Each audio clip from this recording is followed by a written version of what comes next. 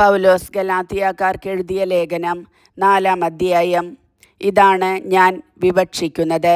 പിന്തുടർച്ചാവകാശി വസ്തുവിൻ്റെ ഉടമയാണെന്നിരിക്കലും ബാലനായിരിക്കുന്നിടത്തോളം കാലം അടിമയിൽ നിന്ന് വിഭിന്നനല്ല. പിതാവ് നിശ്ചയിച്ച കാലാവധി വരെ അവൻ രക്ഷാകർത്താക്കളുടെയും കാര്യസ്ഥന്മാരുടെയും സംരക്ഷണത്തിലായിരിക്കും. നമ്മുടെ കാര്യവും ഇതുപോലെ തന്നെ. നമ്മൾ ശിശുക്കളായിരുന്നപ്പോൾ പ്രകൃതിയുടെ ശക്തികൾക്ക് അടിമപ്പെട്ടിരുന്നു. എന്നാൽ കാലസമ്പൂർണത വന്നപ്പോൾ ദൈവം തൻ്റെ പുത്രനെ അയച്ചു. അവൻ സ്ത്രീയിൽ നിന്ന് ജാതനായി, നിയമത്തിന് അധീനനായി ജനിച്ചു. അങ്ങനെ നമ്മളെ പുത്രന്മാരായി ദത്തെടുക്കേണ്ടതിന് അവൻ നിയമത്തിന് അധീനരായി കഴിഞ്ഞവരെ വിമുക്തരാക്കി. നിങ്ങൾ മക്കളായതുകൊണ്ട് ആബാ പിതാവേ എന്ന് വിളിക്കുന്ന തൻ്റെ പുത്രൻ്റെ ആത്മാവിനെ ദൈവം നമ്മുടെ ഹൃദയത്തിലേക്ക് അയച്ചിരിക്കുന്നു. ആകയാൽ നീ ഇനിമേൽ ദാസനല്ല, പിന്നെയോ പുത്രനാണ്. പുത്രനെങ്കിൽ ദൈവഹിതമനുസരിച്ച് അവകാശിയുമാണ്. ഗലാത്യരെക്കുറിച്ച് വ്യഗ്രത. ദൈവത്തെ അറിയാതിരുന്ന അന്ന് നിങ്ങൾ യഥാർത്ഥത്തിൽ ദൈവമല്ലാത്തവയെ സേവിച്ചു. എന്നാൽ ഇപ്പോൾ നിങ്ങൾ ദൈവത്തെ അറിയുന്നു, അതിലുപരി ദൈവം നിങ്ങളെ അറിയുന്നു. ആകയാൽ ബലഹീനങ്ങളും വ്യർത്ഥങ്ങളുമായ ആ പ്രപഞ്ചശക്തികളുടെ അടുത്തേക്ക് വീണ്ടും തിരിച്ചു പോകാൻ നിങ്ങൾക്ക് എങ്ങനെ സാധിക്കും? ഒരിക്കൽ കൂടി അവയുടെ സേവകരാകാൻ നിങ്ങൾ ഇച്ഛിക്കുന്നുവോ? നിങ്ങൾ ദിവസങ്ങളും മാസങ്ങളും ഋതുക്കളും വർഷങ്ങളും ആചരിക്കുന്നു പോലും. നിങ്ങളുടെ ഇടയിൽ ഞാൻ അധ്വാനിച്ചത് വൃഥാവിലായോ എന്ന് ഞാൻ ഭയപ്പെടുന്നു. സഹോദരരെ, ഞാൻ നിങ്ങളോട് അപേക്ഷിക്കുന്നു, നിങ്ങൾ എന്നെപ്പോലെ ആകുവിൻ. ഞാൻ തന്നെയും നിങ്ങളെപ്പോലെയാണല്ലോ. നിങ്ങൾ എന്നോട് യാതൊരു തിന്മയും പ്രവർത്തിച്ചിട്ടില്ല. ഞാൻ ആദ്യമേ നിങ്ങളോട് സുവിശേഷം പ്രസംഗിച്ചത് എനിക്ക് ശാരീരിക അസ്വസ്ഥ്യം ഉള്ള അവസരത്തിലാണെന്ന് നിങ്ങൾക്കറിയാമല്ലോ. എൻ്റെ ശരീരസ്ഥിതി നിങ്ങൾക്കൊരു പരീക്ഷയായിരുന്നിട്ടും നിങ്ങൾ എന്നെ നിന്ദിക്കുകയോ വെറുക്കുകയോ ചെയ്തില്ല. മറിച്ച് എന്നെ ഒരു ദൈവദൂതനെ പോലെ, യേശുക്രിസ്തുവിനെ പോലെ തന്നെ നിങ്ങൾ സ്വീകരിച്ചു. നിങ്ങളുടെ ആ സന്തോഷം ഇന്ന് എവിടെ?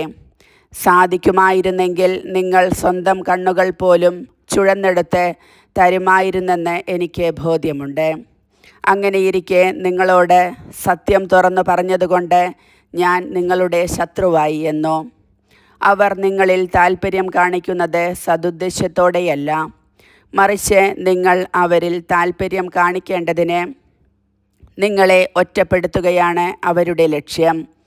നല്ല കാര്യത്തിൽ താൽപ്പര്യം കാണിക്കുന്നത് ഞാൻ നിങ്ങളോടൊത്ത് ഉണ്ടായിരിക്കുമ്പോൾ മാത്രമല്ല, എല്ലായ്പ്പോഴും നല്ലതു തന്നെ. എൻ്റെ കുഞ്ഞുമക്കളെ, ക്രിസ്തു നിങ്ങളിൽ രൂപപ്പെടുന്നത് വരെ വീണ്ടും ഞാൻ നിങ്ങൾക്ക് വേണ്ടി ഈറ്റുനോവ് അനുഭവിക്കുന്നു. ഇപ്പോൾ നിങ്ങളുടെ ഇടയിൽ സന്നിഹിതനായിരിക്കാനും എൻ്റെ സംസാര രീതി തന്നെ മാറ്റാനും സാധിച്ചിരുന്നെങ്കിൽ എന്നു ഞാൻ ആഗ്രഹിക്കുന്നു. എന്തെന്നാൽ നിങ്ങളെക്കുറിച്ച് ഞാൻ അസ്വസ്ഥനാണ്. ഹാഗാറും സാറായും.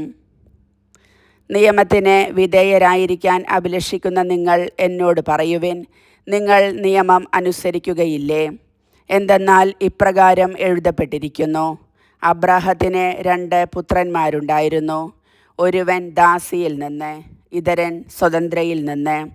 ദാസിയുടെ പുത്രൻ ശാരീരിക രീതിയിലും സ്വതന്ത്രയുടെ പുത്രൻ വാഗ്ദാനപ്രകാരവും ജനിച്ചു.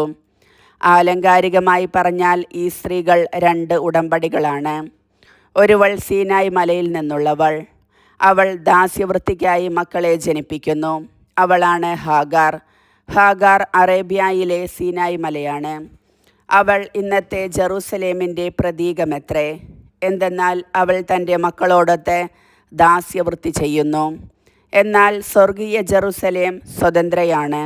അവളാണ് നമ്മുടെ അമ്മ. എന്തുകൊണ്ടെന്നാൽ ഇപ്രകാരം എഴുതപ്പെട്ടിരിക്കുന്നു, അല്ലയോ പ്രസവിക്കാത്ത വന്ധ്യേ, നീ ആഹ്ലാദിക്കുക.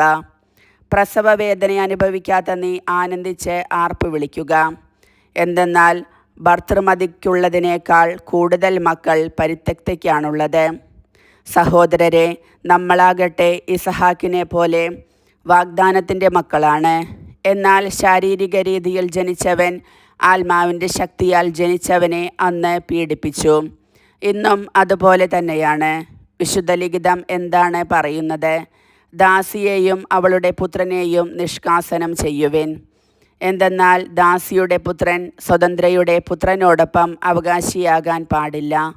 സഹോദരരെ, അതുകൊണ്ട് നമ്മൾ ദാസിയുടെ മക്കളല്ല, സ്വതന്ത്രയുടേതാണ്. കർത്താവിൻ്റെ വചനം.